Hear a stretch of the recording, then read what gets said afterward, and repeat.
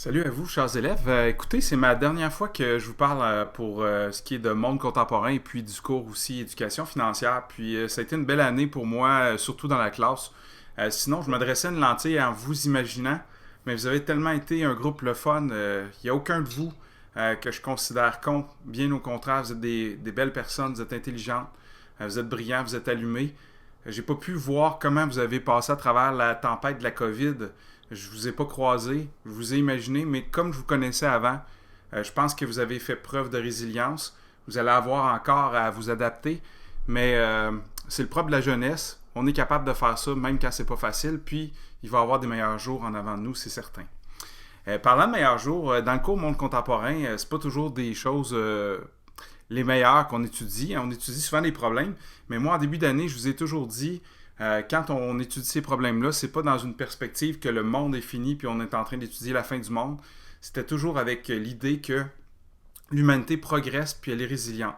L'humanité a produit le pire et le meilleur, mais on oublie qu'en ce moment, il y a de moins en moins de victimes de conflits dans le monde. Il y a de moins en moins de victimes de maladies grâce à la vaccination puis au progrès sanitaire. Et même si on compare à voici une centaine d'années, la grippe espagnole, ben, on s'en tire mieux.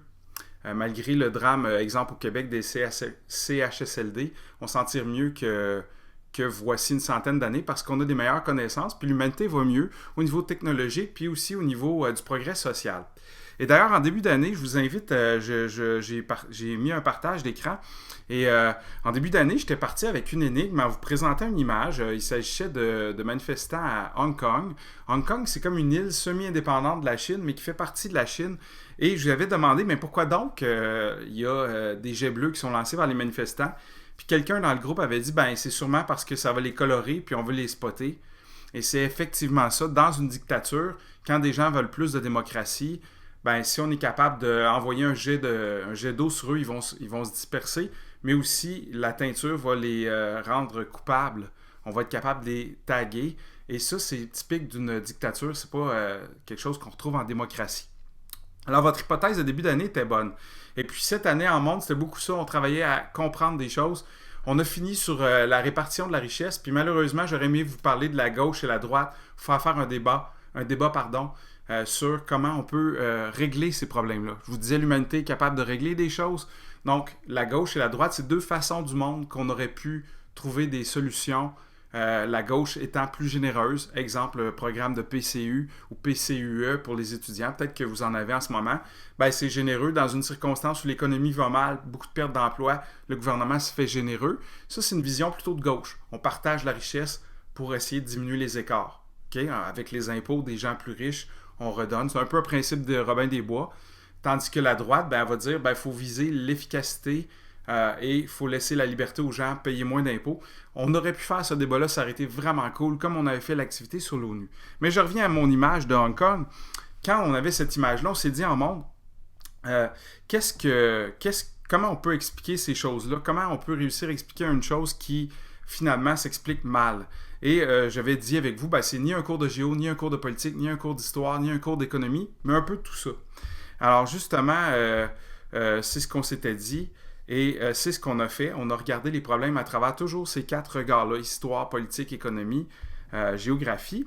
Et je vous montre ici des revues et des journaux parce que vous êtes de la génération qui connaîtront à peu près plus ça. Vous savez ce que c'est, vous n'avez feuilleté, mais ça, c'est tout en train de mourir. La tribune est en semi-faillite. Les journaux ferment les uns après les autres. Et pourtant, on n'a jamais eu autant besoin du bon travail des journalistes pour nous informer, faire la part des choses entre les faits et les fake news, les faits manipulés. Et ce que je vous dirais, c'est toujours garder en tête, j'ai voulu avec vous en monde contemporain, travailler l'esprit critique. Puis pour avoir un esprit critique, il faut bien se renseigner avant d'avoir une opinion. On est dans une période où souvent on a une opinion avant d'avoir réfléchi. Vous, votre devoir pour le reste de votre vie, que je vous donnerai, puis j'espère que c'est quelque chose que vous allez garder avec vous dans votre bagage, être capable de se renseigner avec des sources crédibles avant d'avoir une opinion.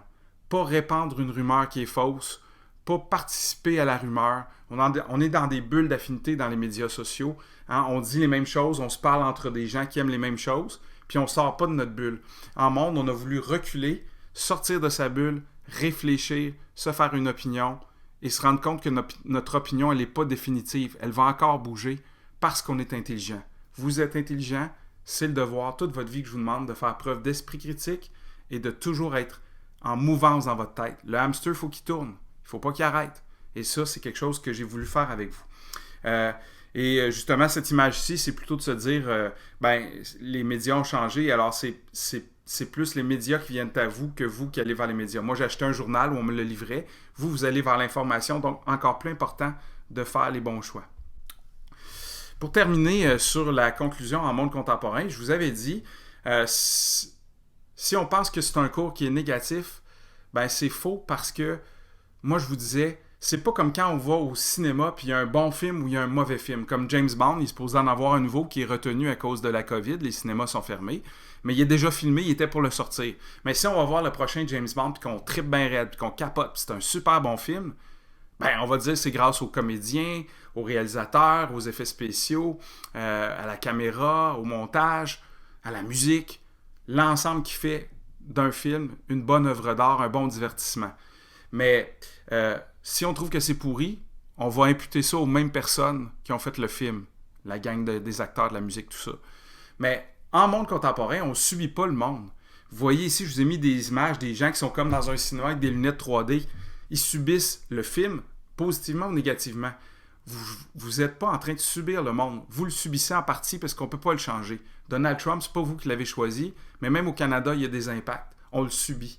Mais on peut changer les choses. Et c'est pour ça que je comparais ça bien plus à un jeu vidéo. Dans un jeu vidéo, vous avez des paramètres imposés, mais avec votre télécommande, vous pouvez choisir de virer à gauche, faire telle action, telle action. Donc, il y a des paramètres imposés, mais vous avez une certaine liberté. Et je pense en ce moment aux manifestants qui étaient à Hong Kong, qui avaient les jets bleus. C'est des jets d'eau bleus. C'était des gens qui manifestaient pour la liberté. Je pense à mes élèves, voici quelques années, qui avaient signé une pétition, qui avaient fait rire d'eux autres au Triolet, je vous avais raconté ça, pour pas que le Canada aille faire une guerre ridicule en Irak. Et pourtant, le premier ministre du Canada de l'époque, M. Jean Chrétien, avait avoué par la suite qu'il a réussi à faire que le Canada n'envoie pas de soldats aux côtés des États-Unis parce qu'il a réussi à convaincre les ministres autour de la table, en tant que premier ministre, d'écouter les citoyens et les jeunes qui envoyaient des pétitions. Et je pense en ce moment beaucoup à tous les événements aux États-Unis et partout dans le monde, les manifestations de solidarité antiracistes, anti-injustice, qui sont peut-être en train d'achever Donald Trump. Enfin, les gens ont compris que c'est pas quelqu'un qui rassemble, mais qui divise pour son propre pouvoir, diviser pour mieux régner. Je prends parti ici, pour finir l'année, à propos de cette personne-là, parce qu'il est en train de travestir, donc de changer la nature même de la démocratie américaine, et il rêverait peut-être d'avoir un contrôle des médias qui a appelé les ennemis du peuple, etc., etc. Mais les médias sont là pour faire un contrepoids aux politiciens qui voudraient abuser et qui seraient des genres de fascistes racistes. Je ne suis pas en train de dire que Donald Trump est fasciste raciste, mais sûrement que parmi ses électeurs et ses partisans, il y en a. Sûrement, et sûrement qu'ils jouent là-dessus.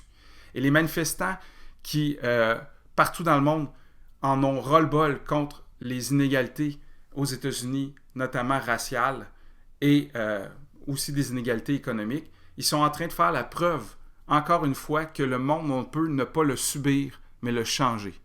Et c'est ce que je vous souhaite dans votre vie. C'était la même chose en éducation financière. Changez votre vie, dessinez votre vie, écrivez votre vie pour en faire le succès que vous voulez, autant sur le plan personnel, vous avez le droit au bonheur, que créer plus de bonheur puis une meilleure société au global, au final. Vous devez, vous pouvez, vous avez le pouvoir de changer les choses et j'espère que c'est ça que je vous ai légué cette année. C'était la dernière fois que je m'adressais à vous, même si c'est virtuellement. Ça a été vraiment dur pour moi de ne plus vous revoir. On avait eu un cours où est-ce qu'on savait que c'était peut-être ça. Vous vous rappelez, ça va rester dans vos mémoires, dans vos têtes, dans vos cœurs. C'était la même chose pour moi. Je ne vous oublierai jamais. Vous êtes de bonnes personnes. Et encore une fois, je vous souhaite le meilleur pour le reste de votre vie. Et ça a été un privilège de vous connaître et vous enseigner cette année. Bonne chance pour la suite. Au revoir.